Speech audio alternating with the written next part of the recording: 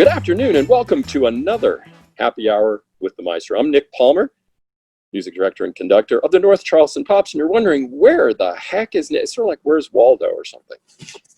Does anyone know where the Maestro is this week? Well, if you don't, it's kind of like cinema verite too, because the camera's kind of shaky. It's sort of like like a Law and Order or something. See, look at that. It's crazy. I'm actually in Western North Carolina, in the mountains. I'm in the Cashiers area, and you see in back of me, Whiteside Mountain. So my wife, Dorothy, and I had the opportunity to escape the heat of the low country for a couple of days, and we took the opportunity, and we're up here, and we took one of our animals with us. Every week we talk a little bit more about our animals and our life in the low country, but we did take our dog, Hercules, and you'll see him running around near a stream. He's very photogenic. We unfortunately couldn't take our pig, Tinkerbell, because she doesn't like to get in the car. Plus, I don't think we'd be able to get her in the car. That would be a Herculean effort, as it were. So Tinkerbell has a babysitter. So she's having a great time. We'll talk more about our other animals in another show, but for right now, at least you've met two of them.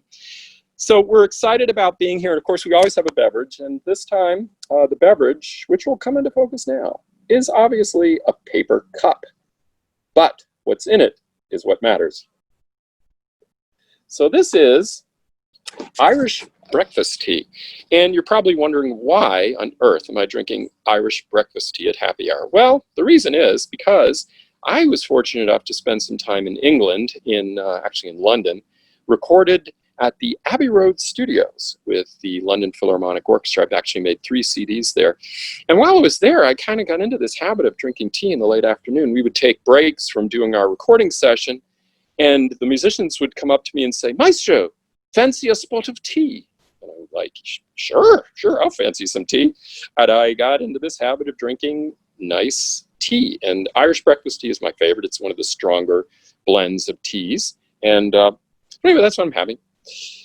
So I want to again thank our sponsor for this series. That would be, of course, Maestro Wines. If you're looking to purchase wine, have a party and need some wine assistance, or if you are a company looking to do a wine tasting, and right now, fun to do virtual events, please call on Maestro Wines, and we would be happy to help you. So I think it's time to unwind with the Maestro and grab a lovely beverage. And let's meet some interesting people. We have got someone who is absolutely fascinating. If you've been to the Pops lately, you have seen him perform. Please welcome to Happy Hour with the Maestro, Pierceton Mazell. How's it going, Nick? Hey, Pierceton, what's happening? Not much. Just enjoying my day. How are you?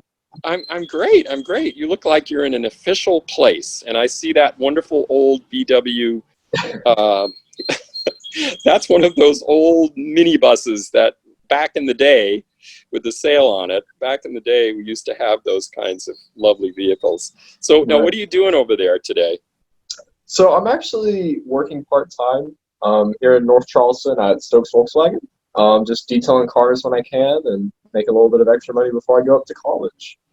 That's great. And I will say the general manager of Stokes VW is a very good friend of ours, and that, of course, your dad, Mike Mazell, has done a lot for the Pops. And please tell him hi from all of us. Well, that's a great summer job. But your primary interest is something in the arts, and we know you as a dancer. So tell us a little bit about how you got interested in dance and where you grew up and about your early training and career in dance. Yeah, so from a very young age, around 2 years old or so, my parents pretty much got tired of me running around the house dancing to Winnie the Pooh. They said, this guy needs to get in a studio, he needs to get into somewhere that he can move without knocking over the furniture and the lights and everything around me in the living room. So around 2.5 years old, my father and my mother took me to the local YMCA, and we just got word that they were starting up their summer programs with like t-ball, soccer, gymnastics, dancing, and different things like that. And well, first my father said, being who he was, he was saying, I want my son to play t-ball. Is there any open spots for him? And they said, well, unfortunately, your son's 2, don't even think he could reach the tee. And the best thing we could offer is gymnastics. My mom said, oh, yeah, that'd be great. And my dad was like, I don't know about this gymnastics thing. And, eventually they were like, we got to put him into something. So the spot was open for gymnastics. I got started there around 2, 3, 4, 5 years old. Got into tumbling and very intermediate stuff. And then, as my father was watching me on the balance beam, a couple of the mothers and different people watching other students, it got my dad into this whole idea of putting me into ballet and tap. And then I transferred from the YMCA to join the other students at Tapio, which is in Mount Pleasant. And I started with ballet and tap lessons. And really from there, I got introduced to the competition dance world, which is a very, very fun world to be in for a little bit. And I started competing around 7, 8 years old, had the opportunity to travel to New York City and compete. Even traveled to Las Vegas at one point, Orlando, different places when I was about 13 years old. And around that time, I actually transferred to, well, not transferred, I'll still take studio classes, but I was actually starting ballet at Rawlings Middle School of the Arts. And that was kind of my first introduction to real classical training. In the competition world, I had a lot of experience in like hip hop and other variations, but wasn't necessarily completely focused on my ballet training, which I came to find out a lot later is something that can only be to a dancer's benefit. Somebody that has the classical background can only transfer that to everything else, and it really became a benefit. So, fast forward about 3 years in my middle school career. I'm an 8th grader, about to go to high school, and one of my teachers, and with the help of my guidance counselor, suggested that I try out a ballet intensive. Now, I'll be honest, I kind of had a big head at that time. I was thinking, man, I don't need to go anywhere this summer. That's my time to enjoy life, all that good stuff. My training stops until the next year. And they say, you know what, Pierceton, I think you guys have tried yourself. I said, okay, I'll go to this intensive. And little did I know, this intensive I was trying out for was one of the really more advanced and difficult intensive. It was actually with the School of American Ballet, which is in New York City. And it's a very, very historical program, starting out all the way in the mid-90s, or not mid-90s, mid-1900s and things like that. And I get to this audition, and I look like I have 2 left feet, to be completely honest. I get in there thinking I'm going to kill it, thinking I'm going to just walk right through and know what I'm doing, and really had my eyes open to this completely new world of dance that I just haven't exposed myself to. And, being my personality, I said, I can't accept this. I cannot accept this audition. I'm not going to walk into another audition like this. Obviously, unfortunately, I didn't get the spot in the intensive. So I did a little bit more research and found something a little bit more regional, a little bit more local. And a couple of weeks later, I auditioned for the Charlotte Ballet Intensive. I go there. It's a 5-week intensive with the Charlotte Ballet. I had a lot of cool time working with different choreographers, such as Dwight Roden, who is, oh my gosh, amazing. It's kind of funny. Going into the intensive, I didn't know who he was. So everybody around me that's in this kind of contemporary ballet scene, unlike myself, is like, oh my goodness, we're working with Dwight today. I'm like, who's Dwight? Who's this? Yeah. And sure. I was just honestly ignorant, didn't know what I was stepping into, and really opened my eyes. Now, fast forward after that intensive, I was thinking, man, this is some really cool stuff.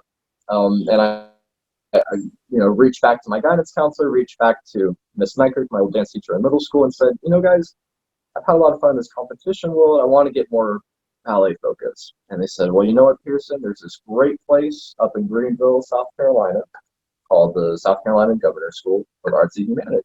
And if this is something you want to pursue, and really get into the training, that's where you need to audition and need to set your goals for. So I did. I took a few more ballet classes than normal that following year, my freshman year, in preparation for the governor's school audition. I prepared a solo. I performed the men's variation from Ballet, which is one of my favorite variations I've ever worked on and performed. Unfortunately, we were actually thinking about performing it this year until the coronavirus happened, but that's okay. So I had fun rehearsing. And I actually got in. I got into the school. I went through the 3-year program studying in classical modern, classical ballet, contemporary, and a little bit of everything in between. Well, that's really amazing. And, what you're saying right now makes a lot of sense to us in the music world, too. It really is important to have a rounded background. Classical training is great. Contemporary training is important, and to be able to do the different kinds of dance, just like we have the different types of music that we perform, is a really great thing. And I'm sure through that process, you really learned that hard work is a big part of this, and that if you really want to do something in the arts, like dance, that you really have to work hard and be really motivated. Absolutely. I think that is the main thing. I actually heard this from one of my friends I was working with. This happened towards the beginning of, I think it was my senior year, so just last year. We went around the room and said, hey guys, where did y'all go this summer? For instance, I went to the Kansas City Ballet for 5 weeks. Some of them went to the Pittsburgh Ballet. Some other people went to the Philadelphia program in Philadelphia. And one of them said, one of the best pieces of advice that I got this summer was to treat every single class like it's your last, or to treat every single class like it's a performance, a one-night, that kind of thing. Yeah. And that's just really great advice and everything. If you put attention, directly into what you're doing in that moment with no sacrifices, I think that's when you grow the most, and that's definitely where I've grown the most from it. And I think that that's true of anything. I think when you're in the moment like that, you have the most energy, and you get into a zone. A lot of times we do in performance that really enhances your ability to draw on all of your experiences that you've had over your life. Now tell us a little bit more about some of these competitions you've been involved in, and some of the places that you've been, and specifically too about the kind of professional level opportunities you've had in the Charleston area. Yeah. So as far as my competitions, I've had a lot of cool opportunities to travel to places like Atlanta, Charlotte, Kansas City, New York, different cities in Florida, even Las Vegas at one point, Pittsburgh, and places like that. And I've also had a lot of great professional experience here in the Low Country of Charleston, working with Moran's Productions and a couple of their shows, such as the Christmas Special and a few of their summer variety shows.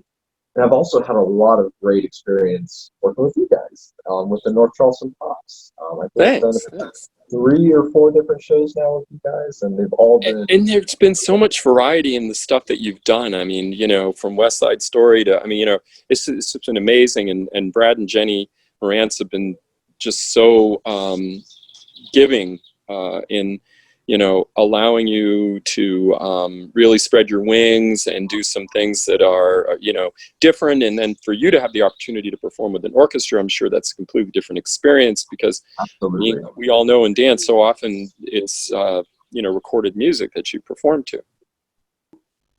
I think our viewers would really enjoy seeing you in action, displaying some of that amazing dancing talent, Pierceton.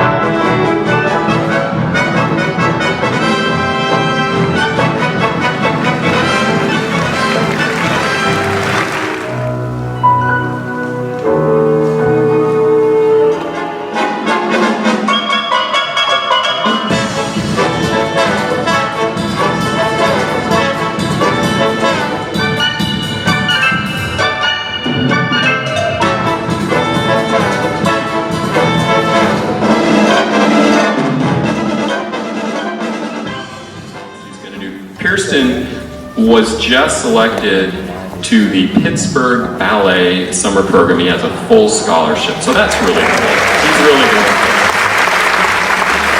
This is a real fun arrangement of putting on the Ritz. Enjoy, Pierceton Mazell.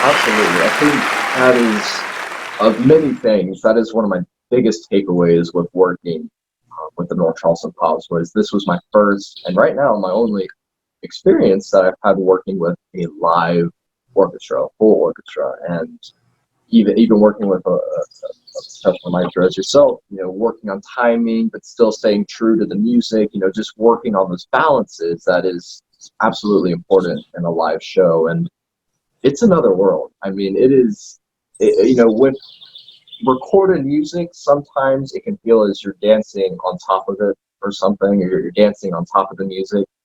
But with the live orchestra and with the live conductor, maestro, you're dancing with them, and that's just a completely different and really gracious and amazing experience to have as a dancer that we don't get that often.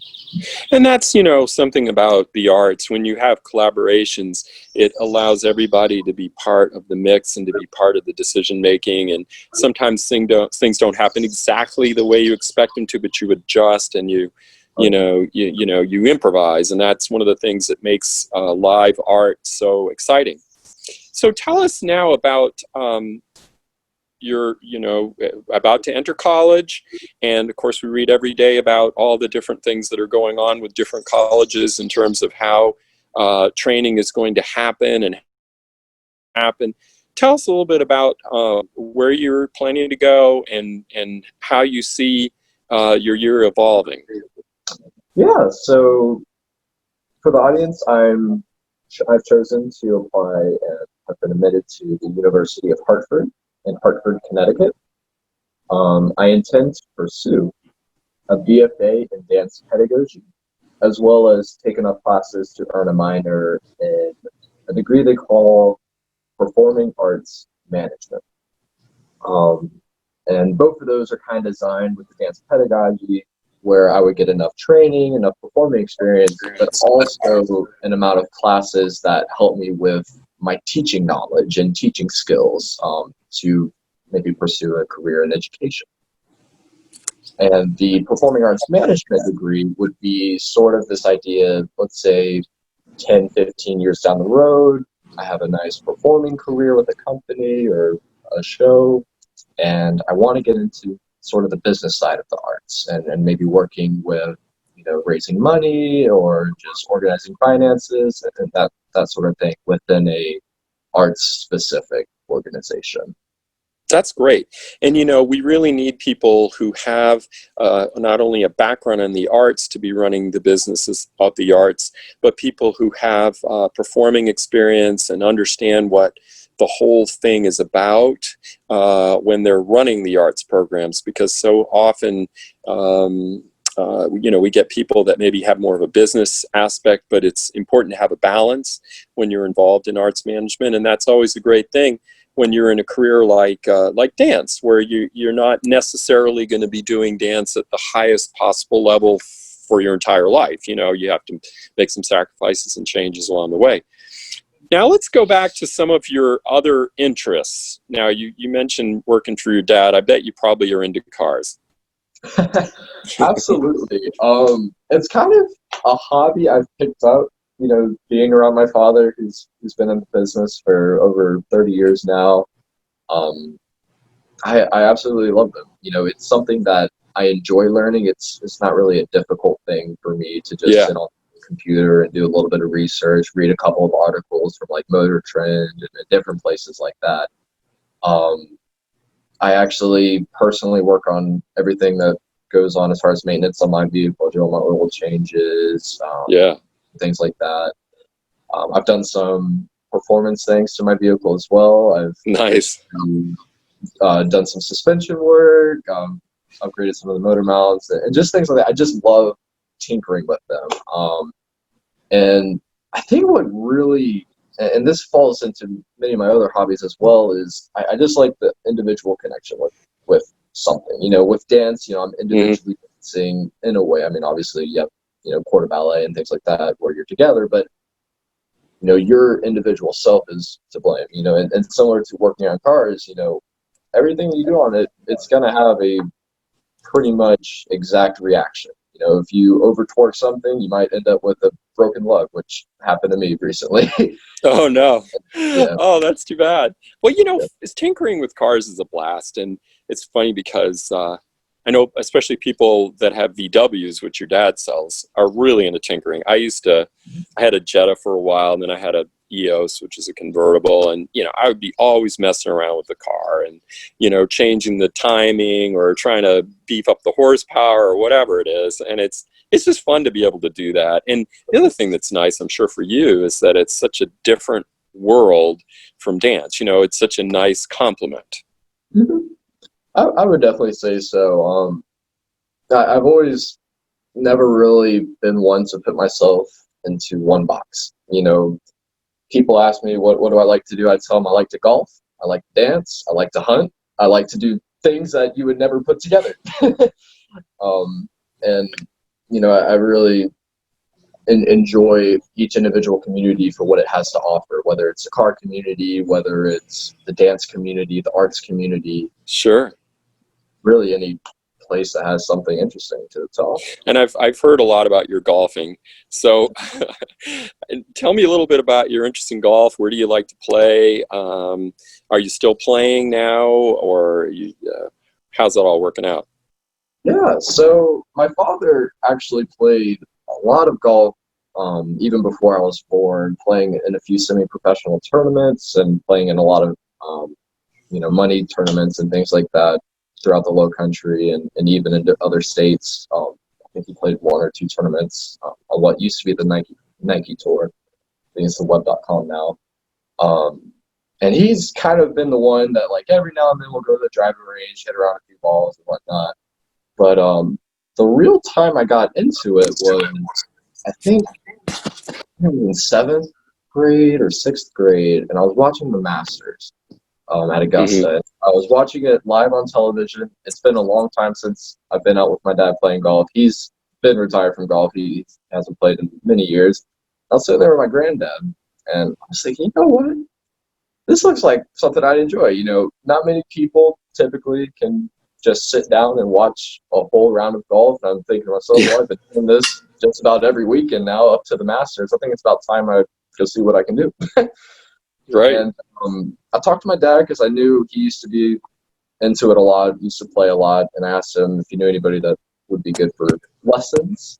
And he recommended somebody that was, at the time, I think he was the head pro at Pine Forest Country Club near the Knightsville area in Somerville.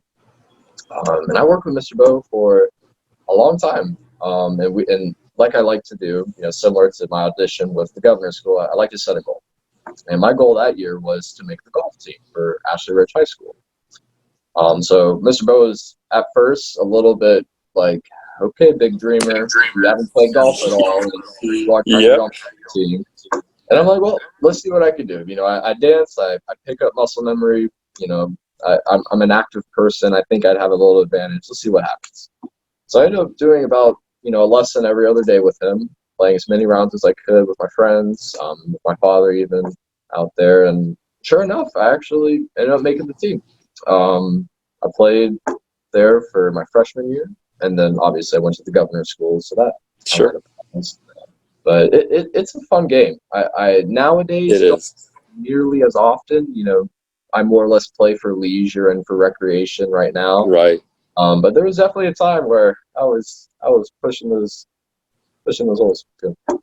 And that's great, you know, because with golf, I think if you learn how to play golf when you're younger, it's a lot easier to pick it up later. Us guys that try to start, you know, when you're a little older, you don't. It isn't as easy to pick it up. But you know, where we live in the Low Country is a great place for golf. There's a lot of great courses, and it's really fun. Now, you mentioned hunting too. What kind of hunting do you like to do? I like to go squirrel hunting, as well as deer hunting, and I mainly go hunting with dogs. I've never actually been still hunting. Okay. With a rifle, so I typically have just used shotguns and dogs to run deer and things like that. That's cool. And I noticed you mentioned earlier before we went on the air about your interest in cooking. Tell us a little bit about that. Yeah, so you know, obviously, I'm sure like many people that are watching now with this quarantine, you end up picking up new hobbies you've never really experimented with, and one of those things was, obviously, at one point, restaurants weren't even open, and you know, I don't typically like to get takeout given the circumstances right now. So I've been doing a lot of home cooking for myself and my friend and family and people like that. And it's been a fun time. You know, I will say the best part about it though is learning recipes from some of my older family. You know, like my grandfather, I call him Papa, and I always call him up. I'm like, Papa, what's that mac and cheese recipe? Or what's that casserole recipe? Or what's a good way? How long do you cook a ham? Just simple things, you know, like that. And, that's great. It's been a great way, honestly, to connect with my friends and family and my girlfriend's family. Believe it or not, when I was at the governor's school before coronavirus and quarantine and all that, I used to spend a lot of time at her house over the weekends with her family. And there was this joke that, you know, I kind of made of them because it seemed like every time I went there, they were always cooking chicken. So it ended up making, for my graduation present, she got me a cookbook of all the recipes they cooked at their house that were just involved with chicken, kind of as like a gag, but also in a way, some really cool recipes that I've gotten from them. That's great. Well, and I know your dad's a great cook because I remember one time we were talking about before I moved to the Charleston area, and I asked him, I said, do you know anybody that knows how to make a real low country boil? And he said, oh yeah, I know exactly how to make one of those. And he told me exactly what to do and sent me pictures, and I made it for some friends in Kentucky before we moved, and it was great. So, Well, I really appreciate you taking the time today, and it was really a fascinating interview. You're a really interesting guy, and we all wish you the best of luck at the University of Hartford, which is a wonderful school for the arts and a great dance school. And we know we will be seeing you on stage, hopefully frequently at the North Charleston Performing Arts Center, but also nationally, and we can all say, well, we knew Pierceton when he was back here in the Low Country. I remember when your dad mentioned something about having a son who is this great dancer, and we thought, well, let's see. And he showed us a video of you, and it was just unbelievable. And I remember Tacy Edwards and I, Tacy, our executive director, and I were sitting there just stunned, you know, thinking, wow, this guy could be the next Baryshnikov. He's so amazing.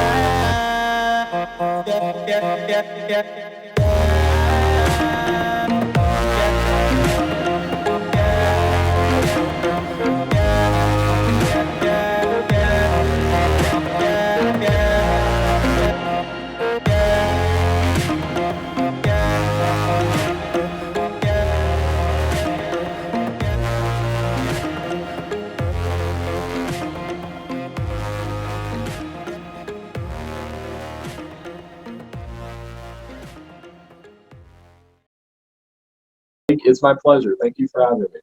Absolutely, and I hope you have a wonderful summer. All righty. Take care. Thanks again. All right, thanks, Pierceton.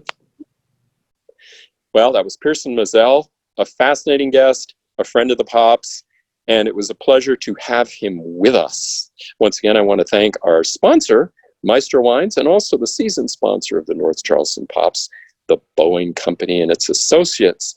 And I hope that you'll all join us next Thursday at 5 o'clock for another happy hour with the Maestro. Thanks for being with us, and stay well.